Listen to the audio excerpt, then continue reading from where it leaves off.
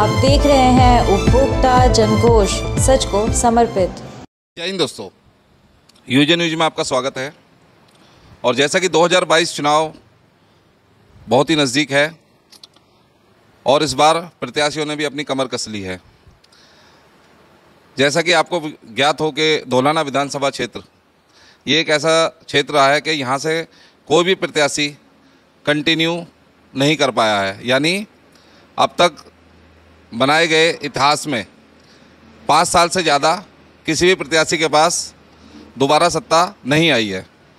प्रत्याशी से मेरा कहने का मतलब ये है कि शायद आपको याद हो कि हर बार एक नया प्रत्याशी इस धौलाना विधानसभा चुनाव से मैदान से हर बार एक नया प्रत्याशी सामने आ जाता है। तो जैसा कि आपको पता हो कि 2012 के चुनाव में जहां एक निर्दलीय उम्मीदवार को 2000 से 3000 वोट निकालना भी बहुत कठिन होता है, ऐसे में एक प्रत्याशी मैदान में आया और उसने 34,000 वोट निर्दलीय बेस पे निकाल के दिखाया कि उनके अंदर निर्दलीय चुनाव लड़ने का भी कितना दमखम है, जो कि 2 बार प्रधानी के चुनाव में विजयी रहे हैं और जिला पंचायत सदस्य भी रह चुके हैं। तो हमारे साथ है बाशिद अली जी, जो कि धौलाना विधानसभा से विशेष रूप से इनका जुड़ाव रहा। पिछली बार 2017 में कुछ पारिवारिक कारणों के चलते इन्होंने चुनाव नहीं लड़ा और इस बार ये संघर्ष कर रहे हैं। तो किसके साथ कर रहे हैं, आइए जानते हैं उन्हीं से। तो स्वागत है आपका यूजे न्यूज़ में। तो सबसे पहले मैं जानना चाहूँगा कि 2017 में आपने चुनाव क्यों नहीं लड़ा था? 2017 में हमने चुनाव दरअसल में इसलिए नहीं लड़ा था क्योंकि हम 2012 का चुनाव लड़े थे और 2012 के चुनाव में हमें 34,000 वोट प्राप्त हुई थी, क्योंकि हमने बहुत अच्छी फाइट की थी। मात्र बीजेपी के कैंडिडेट से 2000 वोट हमारी कम रही थी और 2017 में हमारा किसी कारण टिकट कट गया था बीएसपी का। तो कुछ परिवार, कुछ क्षेत्र के लोगों ने आके कुछ हम पे एक ऐसा प्रभाव डाल दिया कि आप चुनाव मत लड़ना, आप 2022 का चुनाव लड़ना, क्योंकि जनता ने ये कहा था सबने मिलकर कि 2022 का आपको चुनाव हम लड़ाएंगे, अब 2017 का आप निर्दलीय चुनाव मत लड़ो। देखिए, जैसा कि धौलाना विधानसभा के बारे में कहा जा रहा है कि ये इस बार जो लहर है वो कहीं ना कहीं समाजवादी पार्टी के पक्ष में जा रही है और उसको देखते हुए लगता है कि अगर यहाँ से एक सही प्रत्याशी का चयन हुआ तो ये सीट समाजवादी पार्टी जीतेगी और अगर कैंडिडेट का चुनाव सही से नहीं हुआ तो ये सीट सीधे सीधे बीजेपी के पक्ष में जा सकती है। इसके बारे में आपका क्या कहना है?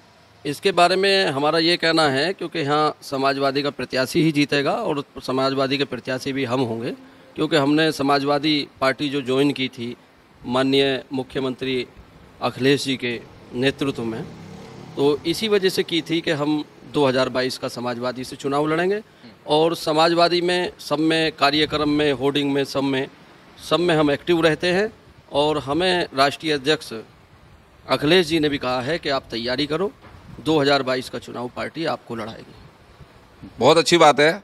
मेरा पहला सवाल तो पहले सवाल में ही तीसरा सवाल छिपा है कि धौलाना विधानसभा में ऑलरेडी समाजवादी को लेके कई प्रत्याशी दौड़ में हैं और सब कह रहे हैं कि हमारा टिकट होगा, हमारा टिकट होगा। इसके चलते एक विधायक ने अपनी पार्टी छोड़ के सिर्फ इसीलिए वो समाजवादी में शामिल हुए हैं कि उनको टिकट दिया जाए धौलाना विधानसभा से।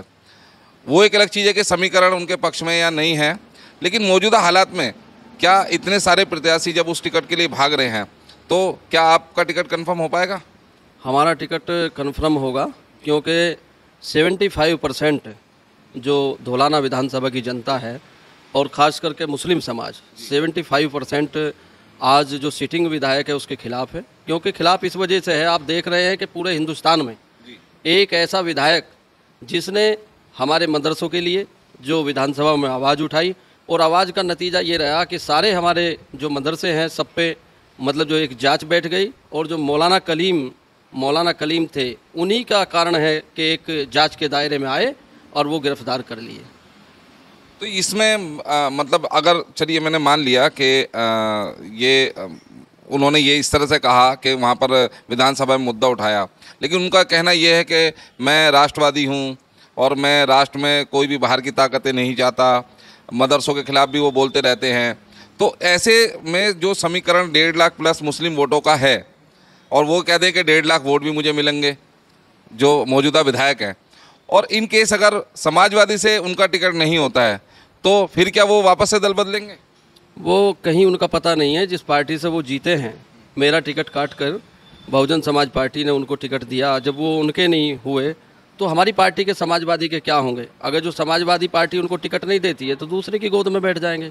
और ये धौलाना विधानसभा की जनता ने देख लिया कि एक विधायक बनाकर हमने वोट भरपूर दिया और कोई मुस्लिम कैंडिडेट भी खड़ा नहीं हुआ 2017 में, तो वो परिणाम जनता ने देख लिया।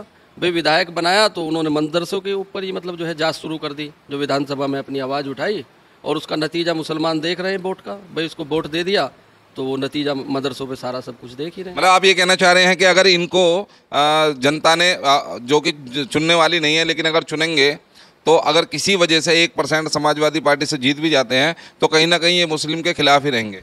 ये मुस्लिमों के खिलाफ रहेंगे, क्योंकि इनको सबको जनता को दी गया है इनकी खिलाफत। क्योंकि हमारे मदरसों में एक हमारे ऐसे ही मदरसे हैं जिनमें 4% कुल मात्र 4% बच्चे पढ़ते हैं, और बाकी जो है 96% बच्चे, क्योंकि सभी हम लोग सब मदरसों के खिलाफ रहते हैं, क्योंकि मदरसे में 4% बच्चे पढ़ रहे हैं, बाकी बच्चे 96% आप लोग एजुकेशन में उनको आगे लाइए। हम लोगों की और सबकी जिम्मेदारी बनती है कि 96% को हम पढ़ाएं।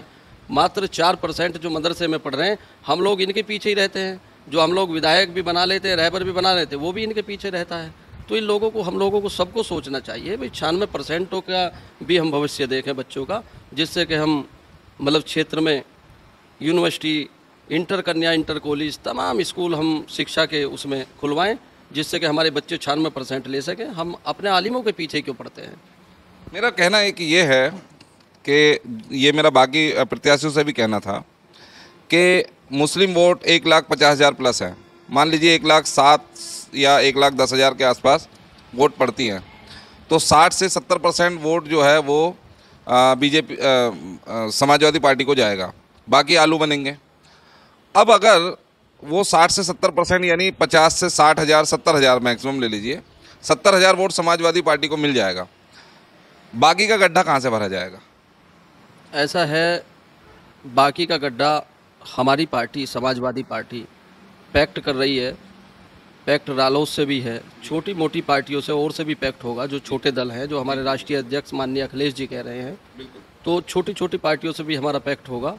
तो हमारे यहाँ यादव जी हैं और जाट हैं, जो 7,000 यादव हैं, और 22,000 के लगभग हमारे यहाँ जाट समाज है, जो चौधरी समाज हाँ बोलते हैं। और अदरवाइज जो और छोटी पार्टियों से हमारा पैक्ट होगा तो वो भी वोट है, और 1,60,000 मुस्लिम वोट है, जो अपने आप में मतलब जो है बड़ा फिगर है मुस्लिम।